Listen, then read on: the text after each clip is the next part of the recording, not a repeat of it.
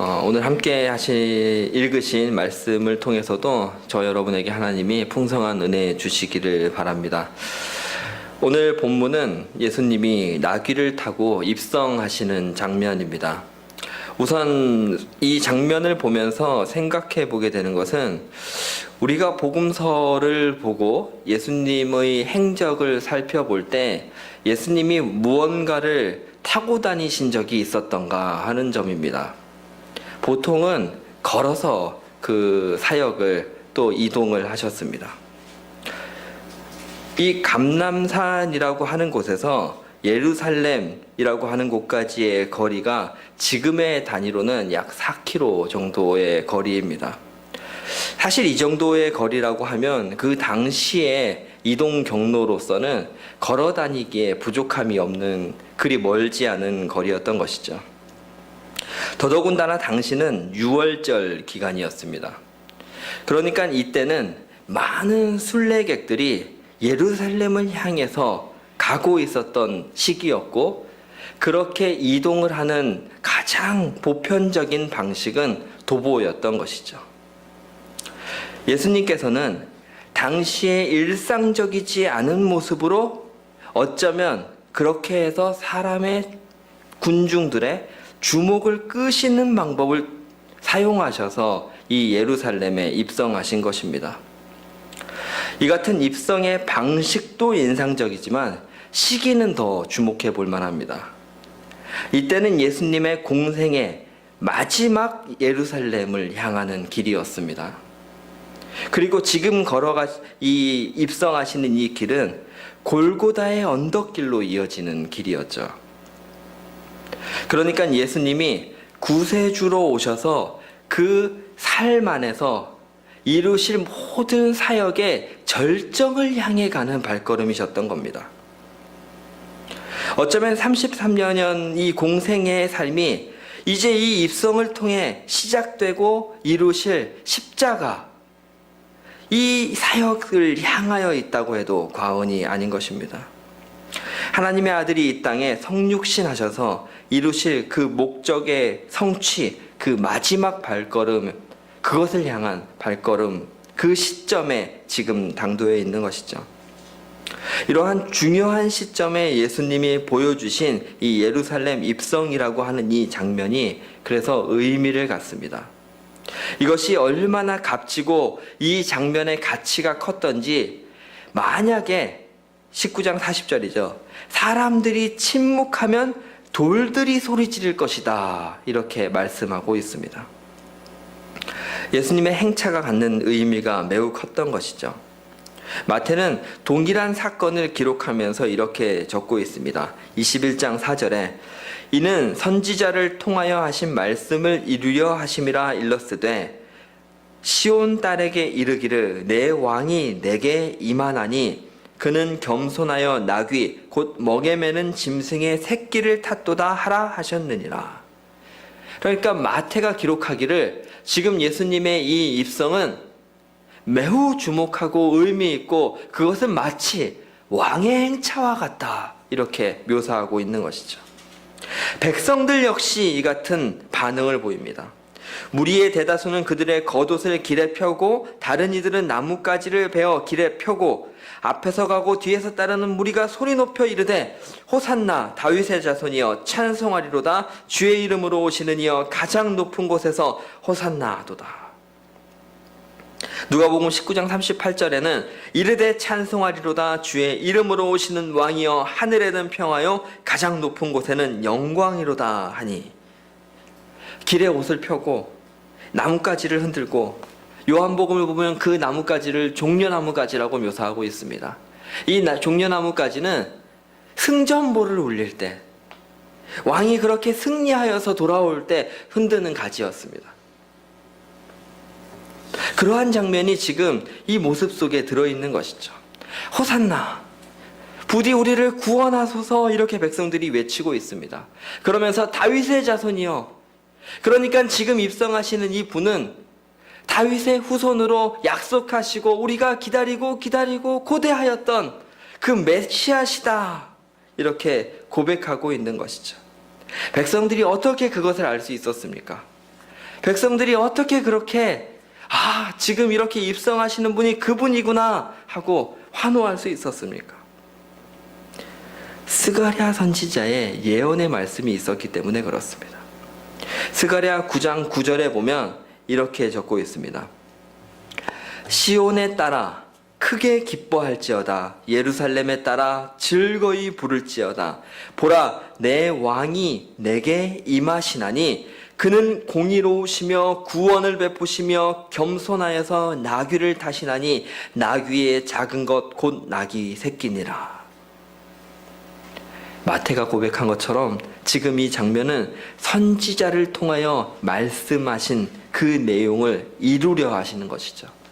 그러니까 지금 예수님은 어떻게 하다 보니까 이런 장면이 된 것이 아니라 의도적으로 그 말씀을 이루어내고 계시는 겁니다. 사실 예수님의 모든 사역은 하나님의 말씀을 이루시는 사역입니다. 예수님이 타신 나귀가 그래서 우리가 마태복음이나 누가복음에 보면 그냥 평범하게 구해진 것이 아니라 비범한 방법을 통해서 구해졌던 것이죠. 지금 예수님이 그것을 통해서 보여주실 장면 자체가 초자연적인 상황인 겁니다. 의도를 가지고 역사하고 계시는 거죠. 그래서 예수님이 누가 너희에게 어찌하여 푸느냐 물을 것도 아셨고, 그러면 주가 쓰시겠다 대답하라고, 그렇게 대답하면 내어줄 것도 아셨던 겁니다. 하나님께서 그 계획을, 이걸 작정이라고 하죠.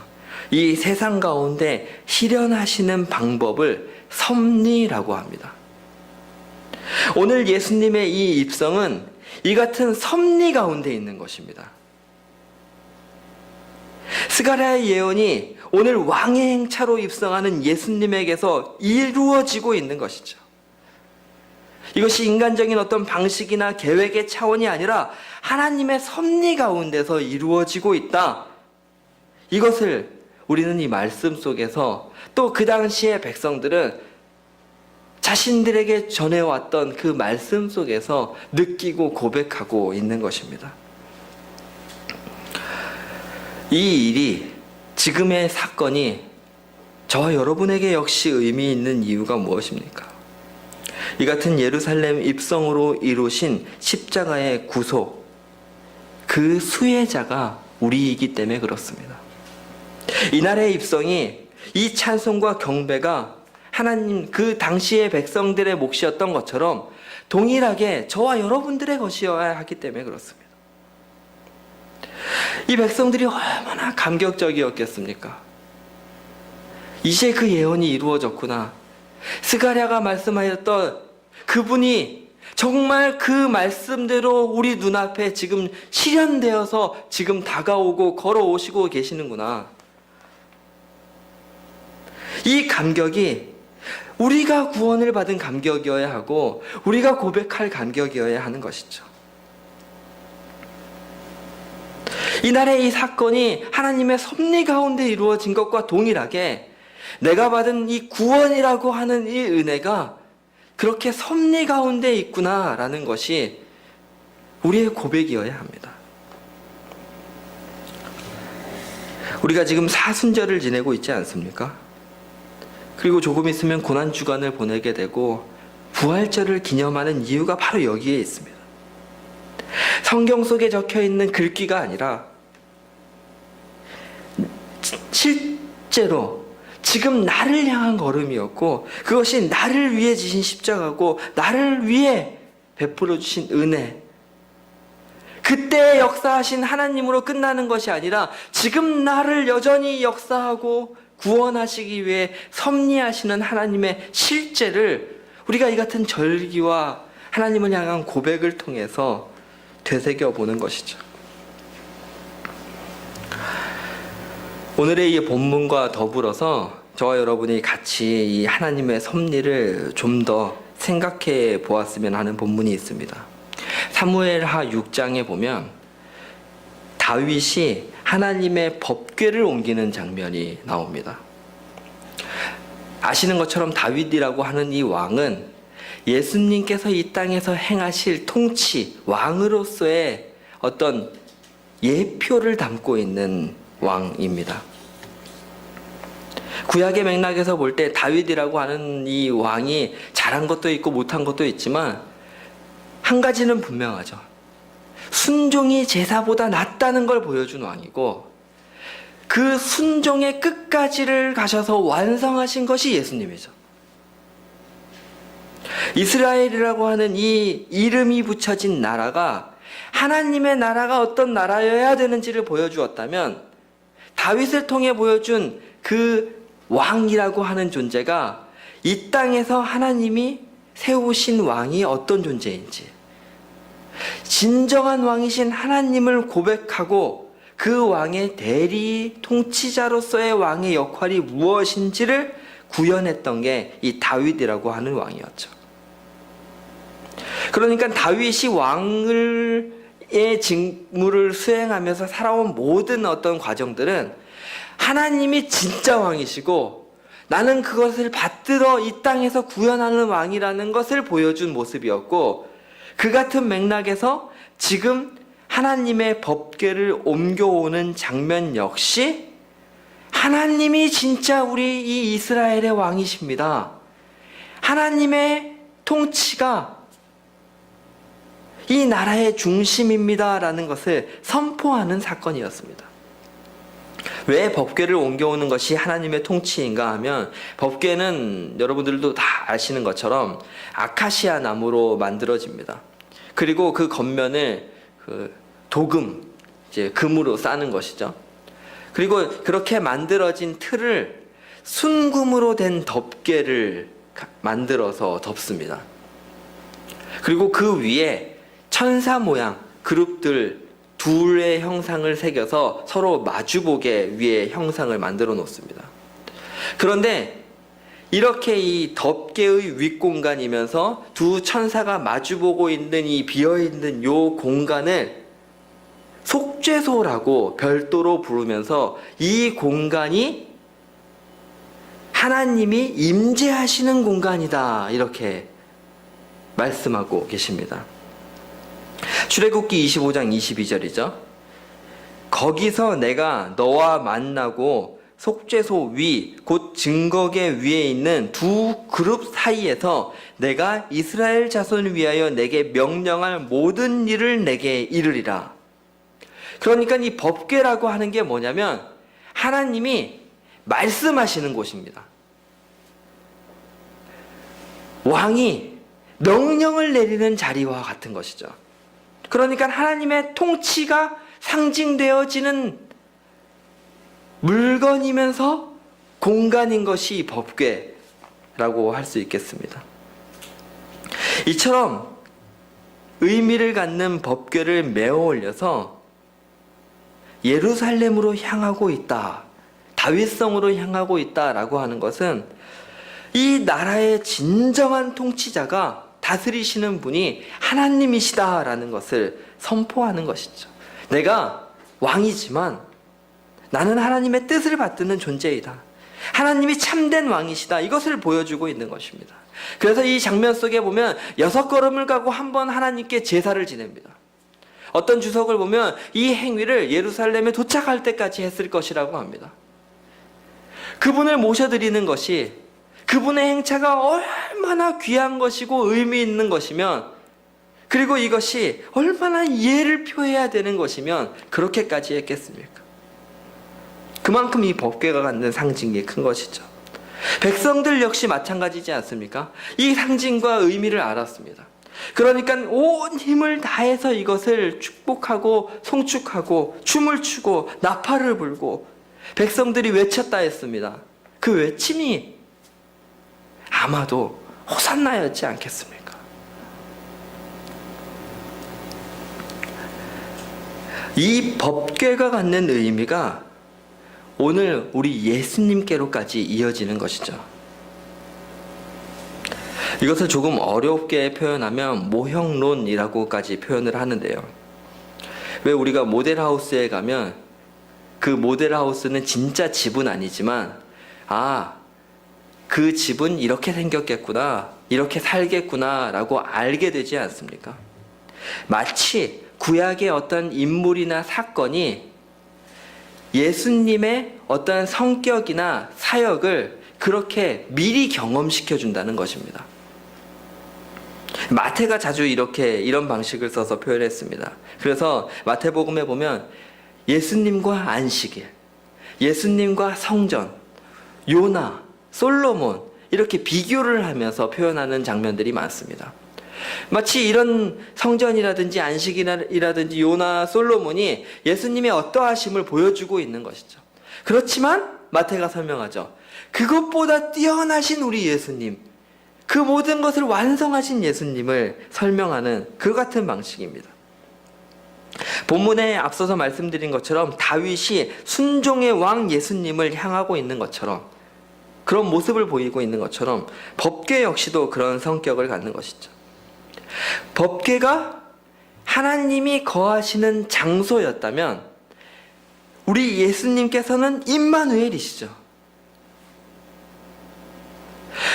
이 법궤가 하나님께서 백성들을 향해 말씀을 주는 것이었다면 예수님은 말씀이 육신이 되신 분입니다. 말씀 자체이셨습니다.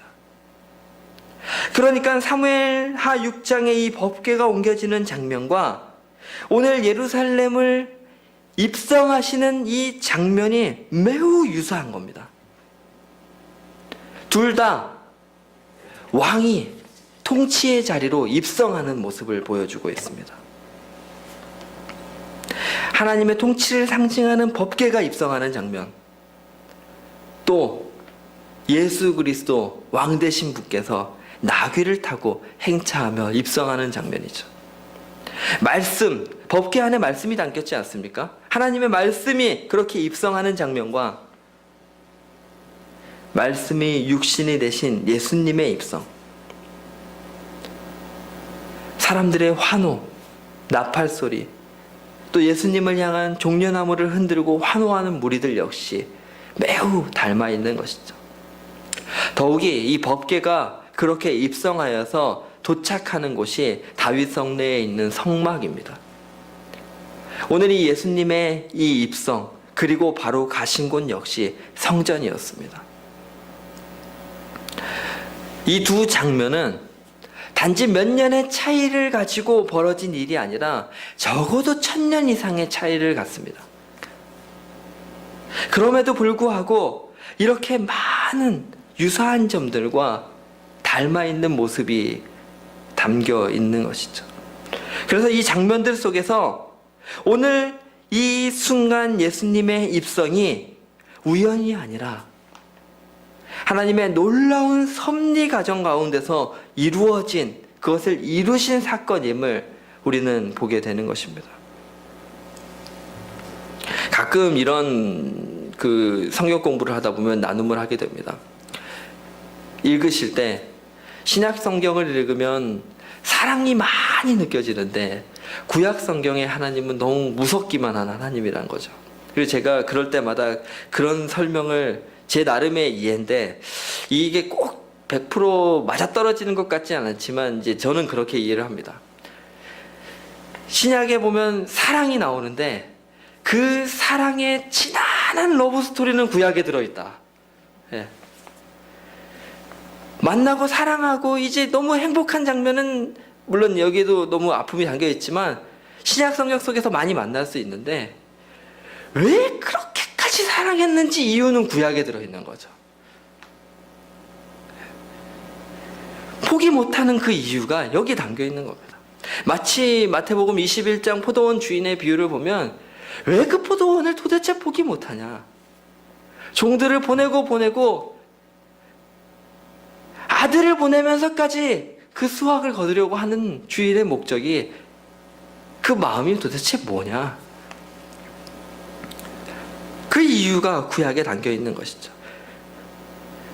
오늘 이 예수님의 이 예루살렘 입성은 처음 살펴본 것처럼 스가랴 선지자를 통해 예언된, 그리고 또 그보다 훨씬 이전에 다윗을 통해서 예표되었던 것입니다.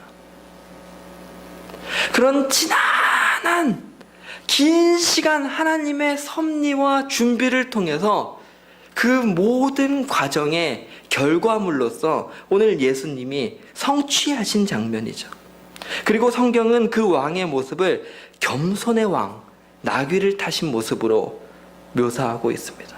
세상은 멋진 군대와 군마를 타고 입성하는 것을 존경할지 모르지만 예수님의 통치는 그런 것이 아니기 때문에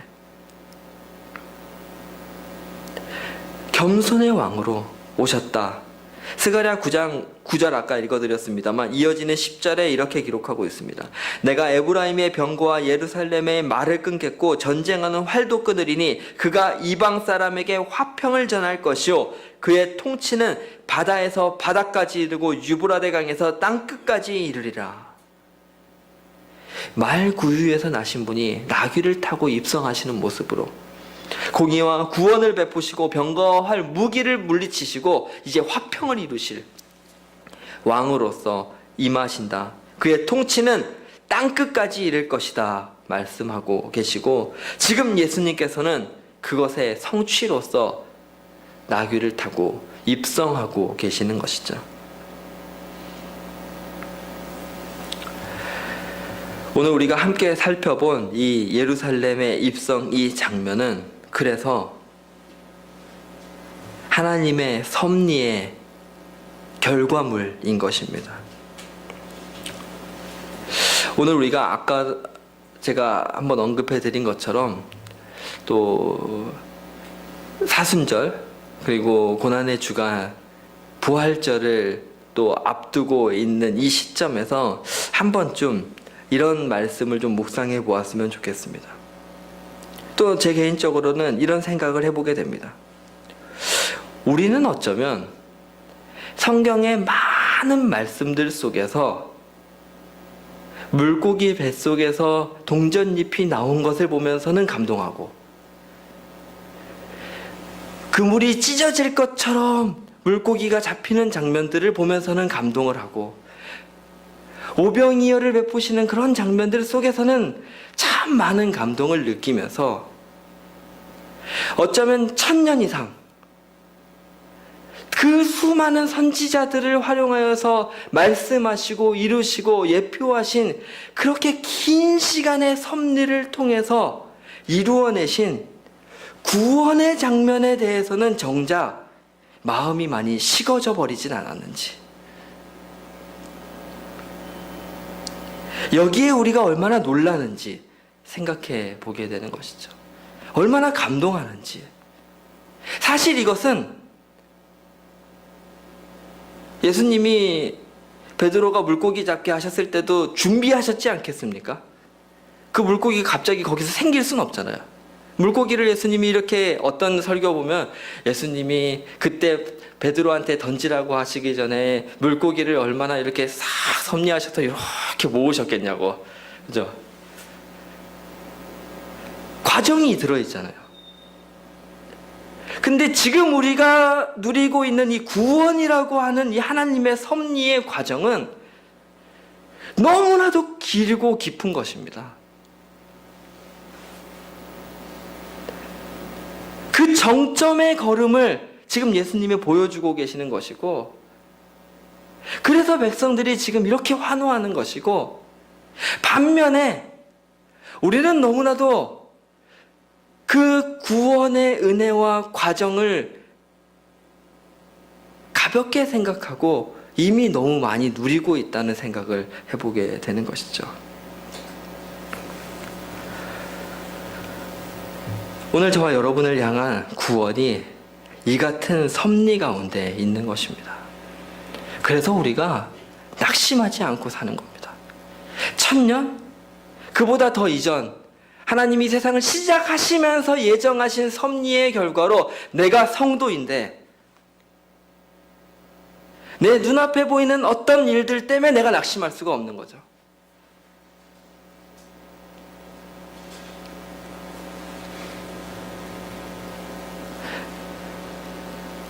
맷 챈들러 목사님의 Take Heart라는 책이 있습니다. 용기를 가져라라는 맥락이 아주 얇은 책인데, 이 책에 보면 지금 시대를 사는 신자들에게 용기를 가져라고 말하는 거예요. 왜 용기를 가져야 되냐면 사람들은 지금 이 세상의 어떤 것에 근거해서 안심하고 싶어 하지만 그 근거라고 하는 것들은 결국 유한한 결과를 낼 수밖에 없는 근거지 않냐. 눈을 돌려서 하나님께 내 용기의 근거를 삼으라고 얘기합니다. 무에서 유를 창조하신 분, 이 세상을 시작하신 분, 없어도 이룰 수 있으신 분께 내 용기의 근거를 삼을 때 기독교의 역사가 그래서 고난이라고 할 때 부흥하였고 힘들다고 할 때 희망을 찾았다는 겁니다. 같은 맥락에서 저는 오늘 예수 그리스도의 부활, 그 고난을 우리 마음속에 많이 새기게 되는 이 같은 시기에 이 말씀을 같이 나누고 고백하고 우리가 그 섭리의 결과물로서 오늘 성도임을 기억하기 바랍니다. 나를 구원하시기라고 그 오랜 역사의 시간, 선지자의 말씀, 예수 그리스도의 사역이 계셨습니다. 그리고 오늘 저와 여러분이 있습니다. 어떤 상황과 환경과 조건을 가지고 계신지 저는 다 알지 못하지만 이 전제는 동일하지 않습니까? 그래서 우리가 용기를 갖고 오늘 이 땅에서 구원받은 성도로 살아갈 수 있는 것이죠. 이후의 백성들은 물론 또 예수님을 못 박으라고 돌변한 백성들이었습니다. 하지만 지금 이 순간 백성들의 환호와 예수님을 바라보면서 느꼈을 감격은 진짜였을 것이라 생각합니다. 그리고 그것이 우리의 것이라고 저는 믿습니다. 그 소망과 감격이 저와 여러분에게 주실 은혜임을 고백하면서 한 주간도 또 앞에 놓인 일들 가운데서도 믿는 자로서의 삶을 사시는 저와 여러분 되기를 진심으로 축복합니다. 우리 그렇게 같이